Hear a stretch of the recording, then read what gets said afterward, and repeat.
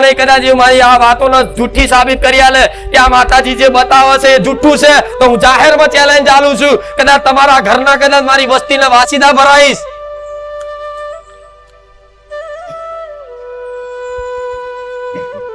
મારે એક જગાડવા છે તમને,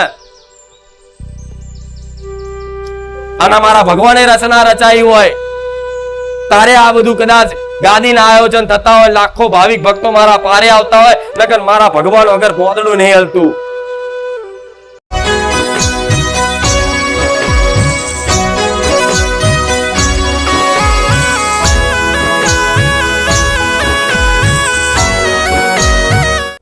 તમારા ઘેર એક દીવો થતો હોય કે 5 થતા હોય કે 7 થતા હોય એનાથી કોઈ મતલબ નહીં. એક દીવો હોય તોય ને 7 દીવા હોય તોય ને 11 દીવા હોય તોય 20 દીવા ઘેર થતા હોય ને તોય બધું હરખું જ છે. પણ જો એક ઉપર ભરોસો હોય ને તો ઘેર 7 દીવાય કરવાની જરૂર નહીં. તો કહે છે કે માતાજી અમારા ઘેર માકાડી બેઠી, ચામુંડા બેઠી છે, તો જોડે મેલડી છે, સધી છે, વહાણવટી છે, ઝોપડી છે, મસવાણી છે. તો જો માતાઓ બધી એક છે, દેવી શક્તિ બધી એક છે, એના સ્વરૂપ જુદા જુદા, એના નામ જુદા જુદા છે, તો માં અમે એકમત તે કદાચ દીવો કરીને શું બધી માતાઓ એકમાં ના આવી જાય? પેલાના વડવા એક જ દીવો કરતા ને એમનું આખું 84 ખાતું મય રહેતું ને. આજ ઘેર ઘેર તો 11 દીવા થતા હોય તોય ગોળા બેકાર છે. 2 ટાઈમ દીવા કરતા હોય, ગઈડ્યા 12 મહિને એક દીવો કરતા, અને એક જ દીવામાં આખી બધી માતાઓ તમારી બાપ દાદાની આવી જતી અને નિવેદ લઈને 12 મહિને નિવેદ લઈને અને નિવેદ પહોંચી જતું. તો આજે ઘેર ઘેર કદાચ 7 દીવા થતા હોય, 10 દીવા થતા હોય તો ચમ પ્રમાણ નહીં મળતું. એના કારણ છે કે તમે એક ઉપર જો ભરોસો રાખો ને તો 10 દીવા કરવાની જરૂર નહીં. તમારી કુળદેવી છે ને એ જ મેલડી છે, એ જ સતી છે, એ જ વહાણવટી છે, એ જ મસવાણી છે. આ વાતને સ્વીકાર કરો ને તારે એક ગોળા એક જ દીવા બધું સમાઈ દઉં. એક જ દીવામાં ગોળા આખી તમારા બાપ દાદાની જેટલી માતાઓ હોય ને બધી રાજી કરીને એક જ દીવામાં આપી દઉં. એ માતા છું. પણ મારી વાત કોઈ સમજવા તૈયાર નહીં, મારી કોઈ વાત માનવા તૈયાર નહીં. તો એક મનમાં પ્રશ્ન થાય કે માતાજી તો અમારા ઘેર આટલી બધી માતાઓ બધી જાગૃત ચમ થઈ? તો જાગૃત એટલે થઈ કે તમારા વડવાઓએ ગોળા અંદર ખોને તમારી કુળદેવી હોય છતાંય તે કદાચ કોઈ મેલડી લાવ્યું, કોઈ સધી લાવ્યું, કોઈ વહાણવટી લાવ્યું, કોઈ ઝોપડી લાવ્યું, કોઈ મસાણી લાવ્યું, કોઈ ફૂલભાઈ જોગણી લાવ્યું, એમ કરીને અલગ અલગ પોતાની વ્યક્તિગત આસ્થાના કારણે કદાચ ઘેર પૂજવા લાયા, અંદર કોને પૂજી માતાઓ, અને એ માતાઓના નારિયેળ મેલેલા અને 12 મહિને એના નિવેદ આલતા. અને જ્યારે જૂના ગામડા અને જૂના ઘર બધા જેણે છોડ્યા અને નવું ઘર બનાવવાનું કદાચ થયું અને કદાચ ગામડા મૂકીને સિટીઓમાં આયા, ત્યારે એ નારિયેળ છે ને લોકોએ ડાયરેક્ટ જોયા જોડ્યા વગર નદીઓમાં પધરાયા. એટલે માતાઓ ઊભી થઈ કે દેવી શક્તિ કોઈ રમકડું નથી, એને કે નારિયેળમાં મૂકીને એને પધરાઈ દો. એનું અસ્તિત્વ સાબિત કરવા માટે નડતર રૂપ થાય.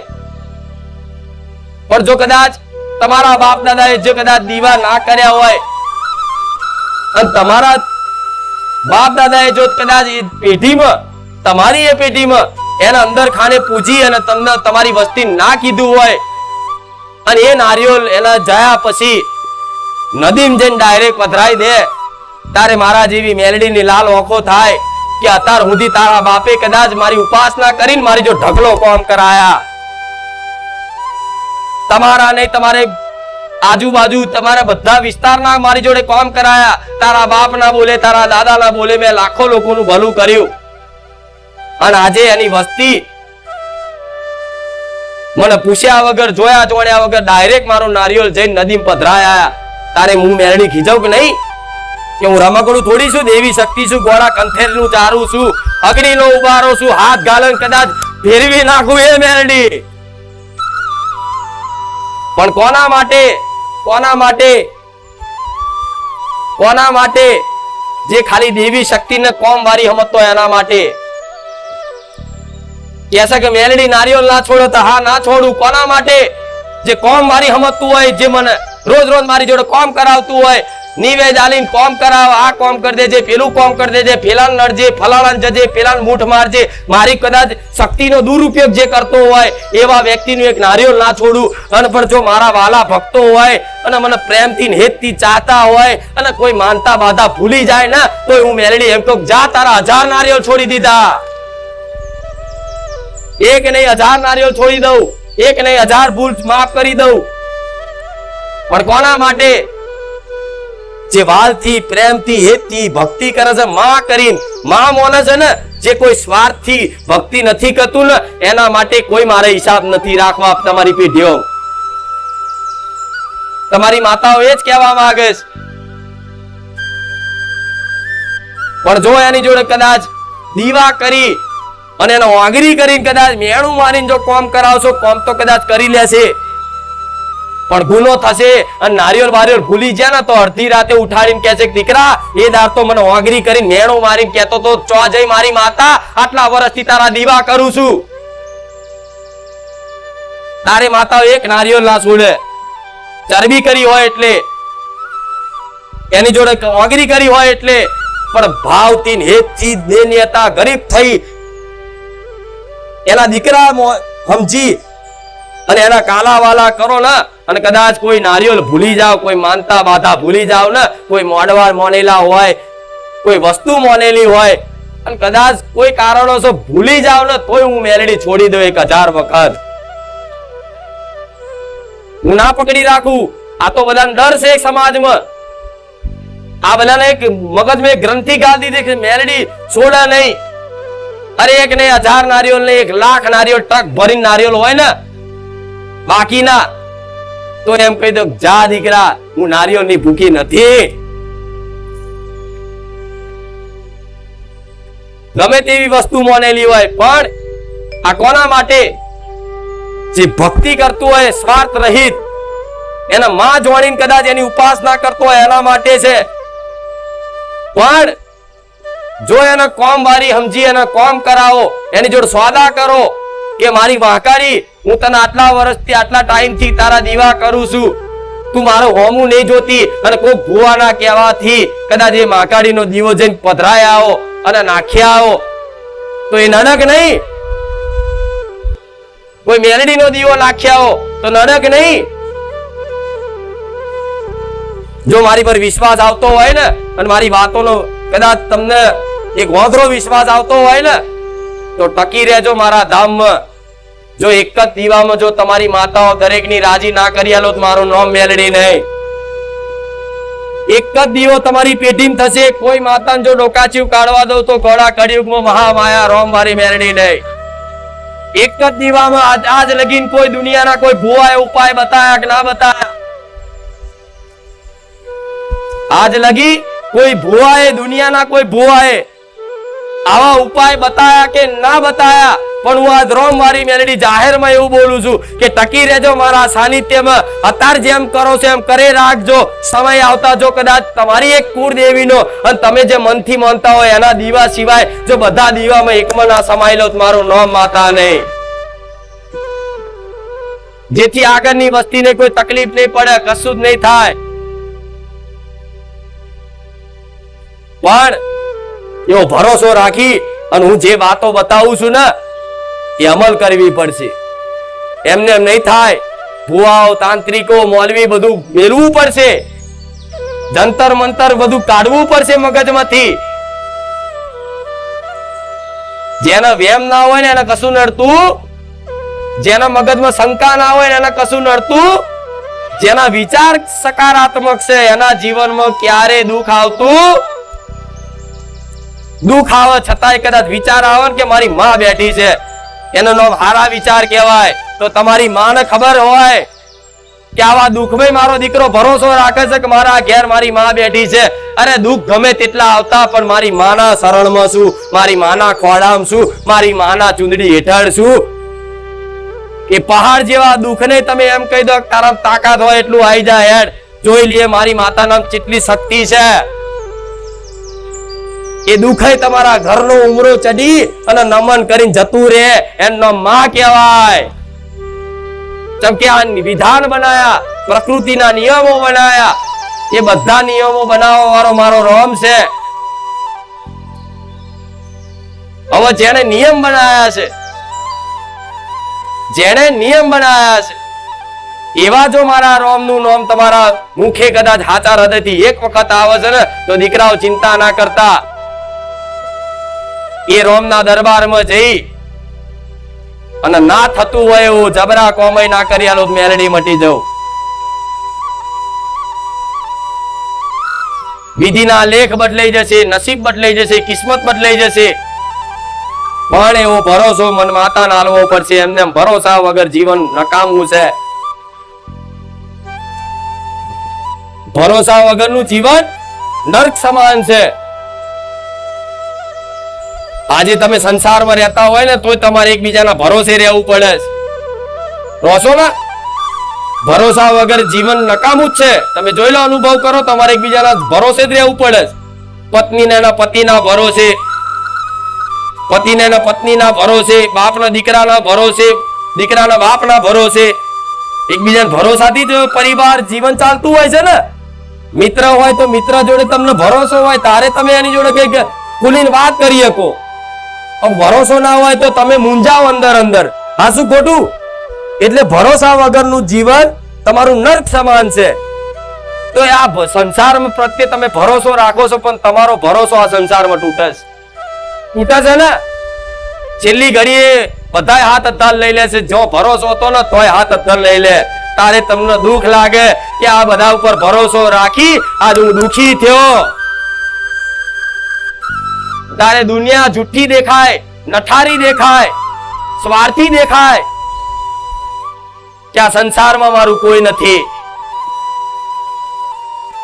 તો સાચી જ વાત છે, આ સંસારમાં તમારું કોઈ નહીં થાય જ્યાં સુધી તમારી જોડે કંઈક છે જીવનમાં.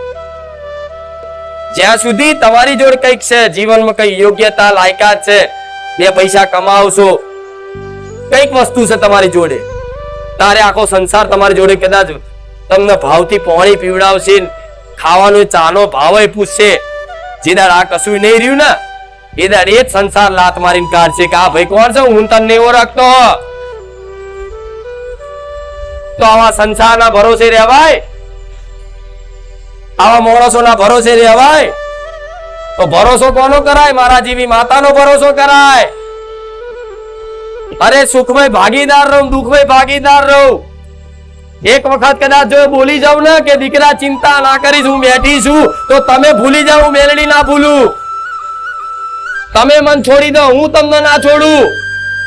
તમને પરાણે પકડી પકડીને મારો શરણ બતાવું કે દીકરા તું અવરી દિશામાં જાય છે, લોકો પર ભરોસો મૂકી દે, દુનિયા પર ભરોસો મૂકી દે, એકમાત્ર મારા ભરોસે થઈ જાજો, તારું જીવન ધન્ય ના બનાવી દઉં. તો આજે કઈક ની કઈક વાતે આ બાબતે બધી દુઃખી થયા છો ને તમે માતાને માનો કે ના માનો? તમે માતાજીની ઉપાસના, એની ભક્તિ કરો કે ના કરો? જે જીવનમાં દુઃખ સુખ લખેલા છે તમારા કર્મો અનુસાર, એ તો આવવાના, એ આવવાના જ. તમે માતાજી નહીં માનો તો દુઃખ તો આવવાનું. તમે માતાજીને નહીં માનો તો દુઃખ તો આવવાનું જ ને. તો તમે બેઠવાના તો ખરા જ ને. કદાચ નહીં માનીને જો બેઠશો ને તો કદાચ મરવાના વિચારે આવશે કે હવે મારું કોઈ રહ્યું નથી, લાય હવે હું સુસાઇડ કરી લઉં, આત્મહત્યા કરી લઉં. પણ જ્યારે આવું દુઃખ આવી જાય અને એક બાજુ તમારી માનો થોડો ભરોસો હોય ને, તો તમને મનમાં એક અંદરથી છે ને એક પ્રેરણા થાય, મારી માતા બેઠી છે, ચિંતા નહીં કરવી, હેર છોડ, જે હોય બધું પતાવી દેશે મારી માં. તો એક વિચારે તમારી માતા પ્રત્યેનો, મારા જેવી મેલડી પ્રત્યેનો આવતો હોય ને કે કુખાર મેલડી બેઠી છે, ભલે પહાડ જેવું દુઃખ આવી જતું, આ સહન નહીં થતું, માં તું જોજે જોજે જોજે, તો હું જોતી જ હોવ. મરવા નહીં દઉં, ઘોડા ડૂબવા નહીં દઉં, ચિંતા ના કરતા. માતા નહીં હોય, માતા કદાચ ભક્તિ નહીં કરો તો દુઃખ આવવાનું, દુઃખ આવવાનું જ છે, વેઠવાનું એ વેઠવાનું છે. તો એના કરતા કદાચ માતાના ભરોસે થોડું વેઠી લો. હા, શું ખોટું? જો માતા દુઃખ આવવાનું એ આવવાનું જ છે. તમે જેવા કર્મો કર્યા કર્મો અનુસાર ચક્ર ચાલતું હોય. સુખ દુઃખ એ કર્મોનું ફળ છે. તમે શુભ કર્મો કર્યા હોય, સારા કર્મો કર્યા હોય, એના ફળ સ્વરૂપ તમારા જીવનમાં સુખ આવે. તમે ખોટા કર્મો કર્યા હોય તન મન વચન થી, બરોબર, તો એના ફળ સ્વરૂપ તમારા જીવનમાં દુઃખ આવે. તો તમે પાપ પુણ્ય જીવનમાં નથી કર્યા? કર્યા છે દરેકે. થોડું પાપય કર્યું ને પુણ્ય કર્યા છે. કદાચ પાપ વધારે કર્યા, પુણ્ય ઓછા કર્યા. કોઈ પુણ્ય વધારે કર્યા પણ પાપ ઓછા કર્યા. પણ આ સંસારમાં કોઈ એવો મનુષ્ય નથી કે જેનાથી કોઈ પાપ કર્મ ના બન્યું હોય. અને શાસ્ત્રો તો એવું કહે છે, ધર્મ એવું કહે છે, સનાતન હિન્દુ ધર્મ એવું કહે છે કે આ કર્મો તો જન્મો જન્મ ના હોય છે. તમારા એક જન્મ નહીં, કરોડો જન્મ થયા છે ધરતી પર. ક્યારેય તે તમે મરતા નથી. તમારું શરીર મરી જાય, આત્મા અવિનાશી છે. આત્માનો પરમાત્માનો સંબંધ છે. નહીં ખબર તમને? એવા ભગવાનની લીલા કથાઓ કદાચ કોઈ હોંભરી હોય, જોયું હોય ને, તો થોડું ઘણું ધર્મનું જ્ઞાન આવે, વિશ્વાસ વધે. એની કથાઓ સાંભળવાથી, એની લીલાઓ સાંભળવાથી, એના ભજન સાંભળવાથી, જૂના ભક્તોના કદાચ ચરિત્ર સાંભળવાથી કદાચ તમારા જીવનમાં એક ધીરે ધીરે ભરોસો આવે કે ભગવાનની લીલા, માતાજીની લીલા શું હોય છે. અને એ ભક્તોના અનુભવથી તમે અનુમાન કરો ને, ખાલી સ્વીકાર કરો ને, તો તમને ભરોસો એવો આવે કે જો આવા મોટા મોટા જબરા દુષ્ટોનો કદાચ ઉદ્ધાર કરી દીધો ભગવાને, તો અમારો કેમ નહીં થાય? અમારું ભલું કેમ નહીં થાય? અમને સુખ કેમ નહીં આવે? જોડો છો ને બધી વાતો. જેસલ જાડેજા, કચ્છનો કાળુનો નાગ, કેટલા પાપ કર્યા છતાંય તેણે છેલ્લે પોકાર કર્યો ને, તારે ભગવાને કદાચ એને મોક્ષ આલ્યો. આજે એની સમાધિ પૂજાય છે. પણ જેણે જેણે એક વખતે તે નાભીથી કરેલા પાપને પોકારે ને, પોતાની કુળદેવી સમક્ષ કે મારા જેવી મેરડી સમક્ષ કે ભગવાનની સમક્ષ, તમે જેને માનતા હોય એની સમક્ષ જઈ અને બસ એક અંદરથી એક પસ્તાવો પેદા કરે અને રોઈ જાય ને કે માં, આજ લગીને આવા ગુનાહ થયા, પણ હવે મારે માં કોઈ પાપ ના થાય એની સંભાળ રાખજે. તો એક વખત ભગવાન બધા પાપ માફ કરી દે. તમારા દુઃખોનું કારણ શું? તમારા જીવનમાં કરેલા પાપ કર્મ એ તમારા દુઃખોનું કારણ ઊભું થાય. બીજી બધી વસ્તુ તો નિમિત્ત બને. ગ્રહો નિમિત્ત બને, દેવ નિમિત્ત બને, ભૂત નિમિત્ત બને, ચુડેલ નિમિત્ત બને. કશું ગોડા જો કદાચ કહારા કર્મો હોય ને, તો કોઈ પિતૃ દોષય નહીં નડતો, કોઈ ભૂમિકાના દેવાય નહીં નડતા, કોઈ પેઢીઓની માતા નહીં નડતી, કોઈ કશું જ નડતું નથી. પણ આજ કદાચ તમારું દુઃખ આવવાનું હોય ને, અને દુઃખ વેઠવાનું હોય ને કે તમારા કર્મો અનુસાર, એટલે શું કરે? એ દુઃખનો સમયગાળો જેટલો વેઠવાનો લખ્યો હોય ને એટલો વેઠવો જ પડે. એટલે દુઃખ આવે ને એટલે માણસ શું કરે? એ સુખી થવા માટે જાત જાતની વસ્તુ કરે, જાત જાતનું જગ્યાએ જાય, જોવડાવે, વારણ કારણ કરાવે, વિધિ કરાવે, કઈક કરતા દુઃખ જતું રહે, દુઃખ જતું રહે. પણ દુઃખ તો છે ને, જો લગીન તમારો સમય નહીં બને ને, જો લગીન તમારો અંતર આત્માથી પસ્તાવો નહીં થાય ને, તો લગીન દુનિયાના કોઈ ભગવાન જો કદાચ તમને સુખી કરત, મન માતાને કહેજો. કોઈ ચમત્કારની આશાએ નહીં બેહી રહેવાનું કે કોઈ જંતર મંતર કરી આલે અને કોઈ વસ્તુ કોક આપી દે, કોઈ માથેથી નારિયેળ વારી દે, કોઈ લીંબુ વારી દે, તમે સુખી થઈ જશો. ગોડા આમાં તો આખો સમાજ એક દુખી થઈ ગયો, ઉપરથી વધુ ઘુમાયું. આ શું ખોટું? અરે કોઈનામાં એવી શક્તિ નહીં, કોઈ મનુષ્ય એવો પેદા નહીં થયો કે કોઈ હાથ મૂકવાથી બધા ભલું થઈ જાય. કોઈ જંતર મંતર ઘેર હાલવાથી, કોઈ વસ્તુ હાલવાથી, કોઈ લીંબુ વારવાથી, કોઈ નારિયેળ વાળવાથી કશું સારું થતું? એ બધું અનુભવ કર્યો છતાંય કદાચ જો આ મારી વાત ન માનો ને, તો જીવન તમારું બેકાર છે. ભગવાનના બનાવેલા વિધાન કામ કરે. વિધાન ઓળખો કે જેણે જેવું કર્મ કર્યું એવું ધરતી પર એને ફળ પ્રાપ્ત થાય. તમે જેવું કદાચ વૃક્ષ રોપ્યું હોય એવો જ ફળ આવે. હવે તમે બાવરિયા રોપ્યા છે અને કેરી ખાવી ચોથી મળે. આ શું ખોટું? રોપ્યા છે બાવરિયા અને કે માં કેરી ખવડે, ચોથી ખવડાવું. પછી મારે કોઈક બહાર બજારમાં મળતી એ કેરી લાઈન ખવડાવી પડે. કે લે ત્યાં તો ઓબો રોપ્યો નહીં પણ મારા દીકરાએ ઓબો રોપ્યો ને એના વૃક્ષ ઉપર બહુ કેરી છે, લઈ જાઓ. તો આ મારા દીકરાનું ભક્તિનું વૃક્ષ રોપેલું છે, આ તમે બધા કેરીઓ ખાવશો. આ શું ખોટું? તો બધી શંકાઓ કાઢ નાખશો ને તારે શુદ્ધ ભક્તિ પેદા થશે, તારે હૃદયથી દિલથી ભક્તિ થશે. આ બધી શંકાઓ કાઢ નાખો તો સમજ્યા હું શું કહું છું? અને મારી બહુ ઊંડાણની ગહેરાઈની વાતો હોય, મારી વાત સત્ય છે, કોઈ એવું સાબિત કરી આલે કે આ માતાજી આ વાતો જુઠ્ઠી બોલે છે તો હું મેરડી ગુલામી કરું ગોડા. કોઈ ગમે તેવો વિદ્વાન કદાચ મારી આ વાતોને જુઠ્ઠી સાબિત કરી આલે કે આ માતાજી જે બતાવે છે એ જુઠ્ઠું છે તો હું જાહેરમાં ચેલેન્જ ચાલું છું. કદાચ તમારા ઘરના કદાચ મારી વસ્તીને વાસીદા ભરાઈશ.